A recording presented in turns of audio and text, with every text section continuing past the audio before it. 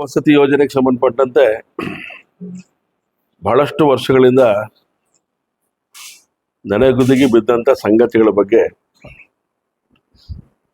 ರಾಜ್ಯ ಸರ್ಕಾರದ ಗಮನವನ್ನು ಸೆಳೆಯುವಂತ ಪ್ರಯತ್ನವನ್ನು ಮಾಡಿದ್ವಿ. ಒಂದು ಆಶ್ರಯ ವಸತಿ ಯೋಜನೆ ಮತ್ತು ಶಿವಮೊಗ್ಗ ನಗರದ ಸ್ಲಮ್ಮಿಗೆ ಸಂಬಂಧಪಟ್ಟಂತ ಸಮಸ್ಯೆಗಳಿಗೆ ಸಂಬಂಧಪಟ್ಟಂತ ಸಂಗತಿಗಳನ್ನ ಸರ್ಕಾರದ ಗಮನವನ್ನು ಸೆಳೆದಿದ್ವಿ.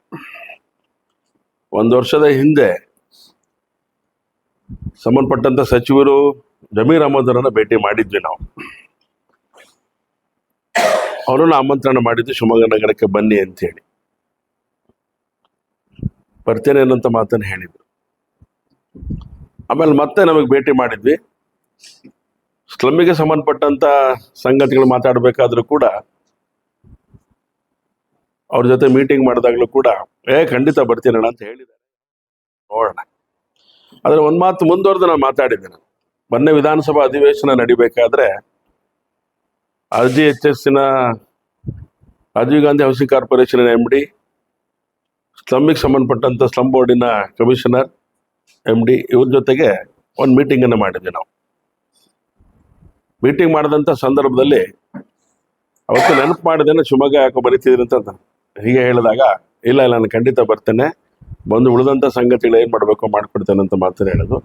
ಮುಂದುವರೆದು ನಾನೊಂದು ಮಾತು ಹೇಳಿದೆ ಅವ್ರಿಗೆ, ನೀವು ಯಾವಾಗ ಬರ್ತೀರೋ ಬನ್ನಿ, ಬಿಡುವು ಮಾಡಿಕೊಂಡು ಅಧಿಕಾರಿಗಳನ್ನ ಕಳಿಸ್ಕೊಡಿ. ರಾಜ್ಯ ಮಟ್ಟದ ಅಧಿಕಾರಿಗಳು ಶಿವಮೊಗ್ಗ ನಗರಕ್ಕೆ ಬಂದು ಹೋದ್ರೆ ಅದರ ಪರಿಸ್ಥಿತಿ ಬೇರೆನೇ ಆಗತ್ತೆ, ಕಾರ್ಯಕ್ಕೆ ಹೆಚ್ಚು ಚಾಲನೆ ಸಿಗತ್ತೆ, ಮತ್ತೆ ಅದು ತುರ್ತಾಗಿ ಆಗತ್ತೆ ಅಂತ ನಂಗೂ ನಂಬಿಕೆ ಇದೆ. ಕಳಿಸ್ಕೊಡಿ ಅಂತ ಹೇಳಿ ವಸತಿ ಇಲಾಖೆಗೆ ಸಂಬಂಧಪಟ್ಟಂತ ಕಾರ್ಯದರ್ಶಿಗಳು ಕೂಡ, ಮುಖ್ಯ ಕಾರ್ಯದರ್ಶಿಗಳು ಇದಕ್ಕೆ ಬರ್ತಾ ಇದ್ದಾರೆ. MD ಅವರು ಬರ್ತಾರೆ, ಕಾರ್ಯದರ್ಶಿಗಳು ಬರ್ತಾರೆ, ಸ್ಲಮ್ಮಿಗೆ ಸಂಬಂಧಪಟ್ಟಂತ ಅಧಿಕಾರಿಗಳಾಗಿದ್ದಾರೆ MD ಮತ್ತೆ ಕಮಿಷನರ್ ಅವರು ಕೂಡ ಬರ್ತಾ ಇದ್ದಾರೆ. ಸೊ ಈ ಸಂದರ್ಭದಲ್ಲಿ ನಾನು ಹೇಳಕ್ಕೆ ಹೊರಟಿರೋದು ಅಂತ ಹೇಳಿದ್ರೆ, ಒಂದು ವಿಶೇಷವಾದಂಥ ಪ್ರಯತ್ನದ ಪರಿಣಾಮ ಉನ್ನತ ಮಟ್ಟದ ಅಧಿಕಾರಿಗಳು ಇವತ್ತು ಬರ್ತಾ ಇದ್ದಾರೆ.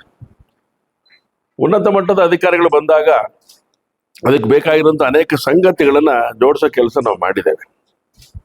ಅವ್ರು ಬಂದಾಗ ಆ ಸ್ಥಳಕ್ಕೆ ಇನ್ಸ್ಪೆಕ್ಷನ್ಗೆ ಹೋಗಬೇಕು. 2 ಗಂಟೆಯಿಂದ 4 ಗಂಟೆ ತನಕ ಅದಕ್ಕೆ ಪೂರಕವಾದಂಥ ಒಂದು ಇನ್ಸ್ಪೆಕ್ಷನ್ ಜೊತೆಗೆ ಅವ್ರ ಜೊತೆಗೆ ಅಧಿಕಾರಿಗಳ ಜೊತೆಗೆ ಜಿಲ್ಲಾಧಿಕಾರಿಗಳು ಕೂಡ ಇರ್ತಾರೆ. ಆ ಸಂದರ್ಭದಲ್ಲಿ ಅವ್ರ ಜೊತೆಗೂ ಸಭೆ ಆಯೋಜನೆಯನ್ನ ಅವರ ಒಟ್ಟು ಪ್ರಯತ್ನದ ಪರಿಣಾಮವಾಗಿ ಇವತ್ತು ಯೋಚನೆ ಆಗಿರುವಂಥದ್ದು. ಇವತ್ತು ನಾಳೆ 2 ದಿನ ಇರ್ತಾರೆ. ಹಾಗಾಗಿ ಬರ್ತಾ ಇರೋವಂಥ ಅಧಿಕಾರಿಗಳಿಗೂ ಕೂಡ ನಾನು ನಿಜವಾಗ್ಲೂ ಕೂಡ ಸ್ವಾಗತವನ್ನು ಬಯಸಬೇಕಾದ ನಮ್ಮ ಜವಾಬ್ದಾರಿ. ಯಾಕೆಂದ್ರೆ ಬಹಳ ಬಡವರಿಗೆ ಸಂಬಂಧಪಟ್ಟಂತ ಸಂಗತಿ, ಇದನ್ನು ಪರಿಹಾರ ಮಾಡಕ್ಕೆ ಬರಬೇಕು ಅಂತ ಹೇಳಿ ವಿನಂತಿ ಮಾಡಿದಾಗ ಬಂದಿದ್ದಾರೆ. ಹಾಗಾಗಿ ಆಗ್ಬೇಕಾಗಿರೋಂಥ ಒಂದಷ್ಟು ಕೆಲಸಗಳ ಬಗ್ಗೆ ಅವ್ರು ಆಗತ್ತೆ ಅನ್ನೋ ನಿರೀಕ್ಷೆಯಲ್ಲಿ ನಾನು ಅವರನ್ನು ಸ್ವಾಗತವನ್ನು ಮಾಡ್ತೇನೆ. ತುಂಬ ಸಂತೋಷ ಆಗಿದೆ ಅನ್ನೋ ಕಾರಣಕ್ಕೋಸ್ಕರ ಈ ಸಂಗತಿಯನ್ನು ತಿಳಿಸ್ತಾ ಇದ್ದಾರೆ.